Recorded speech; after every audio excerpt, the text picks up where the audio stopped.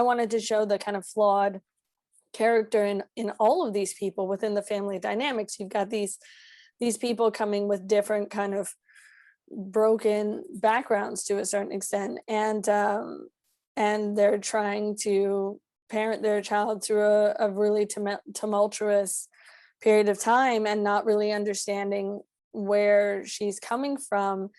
And they love each other, they're good people, they want the best for each other, yet they're also not quite capable of doing the things that might actually work better in that moment. Juliana, you had to live it. Oh yeah. Speak on camera. What kinds of things did Jenny tell you that helped you portray what she was trying to get at? Well, it was fun that I knew her for a while, because I first met her on the short, and then the notebook that we used was her notebook. And so getting to read through some things, but the best part of the movie was the tripping stuff. Because there was a lot to just really just get to, you when you go into a movie like this, you think, well, that's going to be hard. Like, how are you going to trip? And then I was just like, well, I just have to have fun with it. And it ended up being a lot of fun. And Juliana, what did you have to learn about that era yourself to be able to relate to the time? I'm curious to hear Juliana's answer first. Oh my gosh. I didn't know anything. I was like, what? Who? I was not born. I wasn't thought of. and I texted my dad, because he's huge in politics, I was in town because I was in Houston. So every day I talk to my dad about it, because he loves politics. And so he kind of explained it to me. But to be honest, I was like, I don't know I don't know a lot about politics usually in general, but the 90s. But I of course, I never go to a set not knowing what I'm talking about, because it's unprofessional. I liked the fact that we could pull politics into it, because Riot Grrrl music is a very political music, and there's and again, this idea of kind of a young girl turning into a woman and finding her voice and trying to kind of figure out what it means to be an adult, it's all very political. And at the time that I was writing the feature, the politics hadn't quite erupted in the same way that we've seen over the last few years. But that only kind of fed more into it. When we were shooting the film, we had just gotten off the Brett Kavanaugh hearings, and there's a mention of Anita Hill in the script, and a lot of our younger crew and cast were like, wait, this has happened before, that somebody testified against a Supreme Court justice for sexual harassment.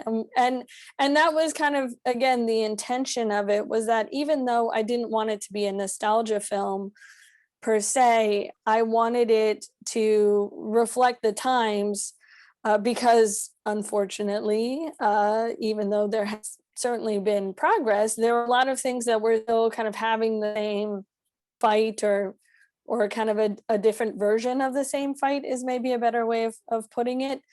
Well, it's the more things change, the more they stay the same kind of thing. Very much so.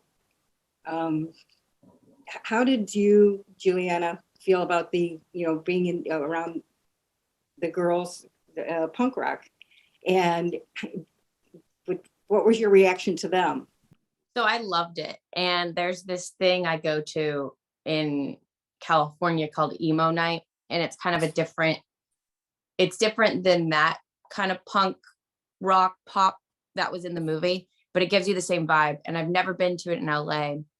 And I was in downtown Houston while filming, on an off day, and I found the emo night Houston, and it's just a room full of young 20 something, and you just drink and rock out and run around.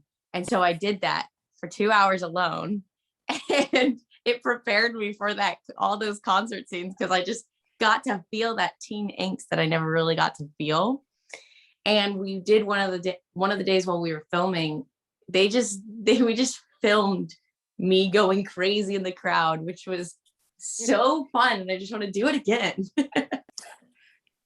Realism. Yeah, I loved it. And we would be remiss if we didn't also bring up the cross-cultural aspect of the film, the cultural awakening that Juliana has. Important in this time frame as well. I don't know if it was felt that strongly back in the 90s, was it? The fact that being a Latina didn't have as much pride or as much recognition as the emerging generation has now. Well, that's one of the adaptations that we made. I mean, being a child of an immigrant, and when I talk to friends of mine who are biracial, I think there's this sense of otherness, and that was kind of what we were exploring, is this, when you kind of don't really feel like you belong to either world, yet you kind of are supposed to, and each side is kind of claiming you, but you don't necessarily fit in, and how that can, again, just cause a lot of introspection on identity and who you want to be and what you want to preserve and what you want to pass down and how you want to present yourself. And so that, and yeah, I think that, and especially in Texas, the Latina story is much stronger. The Latinx story is certainly a bigger part of the identity here. And since we were setting it here, I wanted to make sure that we could represent that. So, well, and I also wanted to ask Juliana about that haircut. Oh my gosh, I loved it. It was so fun. It was so fun because it was a wig and nobody knew, and I had it on, and I looked like my mom because my mom has short hair,